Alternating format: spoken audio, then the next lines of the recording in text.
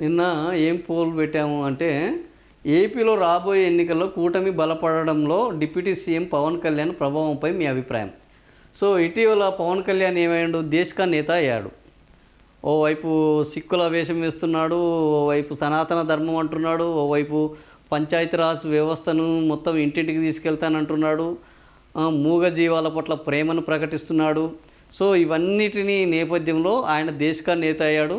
So దేశక నేతగా చేయడం కోసము చంద్రబాబు లోకేష్ కుమార్ని చేయడం కోసం ఆయన విపరీతమైన ప్రయత్నాలు చేస్తున్నాడు. మోడీకి వారసుడు అని ఏకంగా పాపం మోడీకి ఆయన పిల్లల్నే కనలేదంటే మోడీకి వారసుడు అంటున్నాడు ఈయన.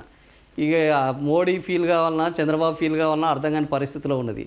ఆ పరిస్థితులలో రాబోయే ఎన్నికల్లో కూటమి బలపడడం డిప్యూటీ సీఎం పవన్ కళ్యాణ్ ప్రభావంపై మీ అభిప్రాయం అంటే 100కు 61% మంది ఎస్, పవన్ కళ్యాణ్ ప్రభావం మళ్ళీ ఈ కూటమిని బలపరుస్తుంది.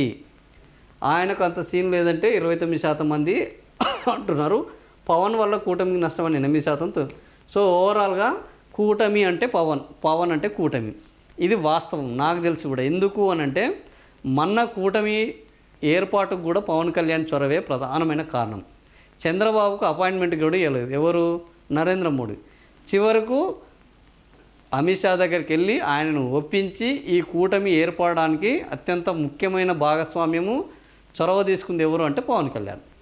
ఈరోజు పవన్ కళ్యాణ్ లేకపోతే కూటమి లేదు ఆంధ్రప్రదేశ్లో. సో మళ్ళా కూడా రేపు ఈ కూటమిలో ఏం జరుగుతుందంటే ఇప్పుడు పవన్ కళ్యాణ్ నిర్వీర్యం చేసే చంద్రబాబు కుట్రలు జరుగుతున్నాయని ఒక చర్చ నడుస్తున్నది.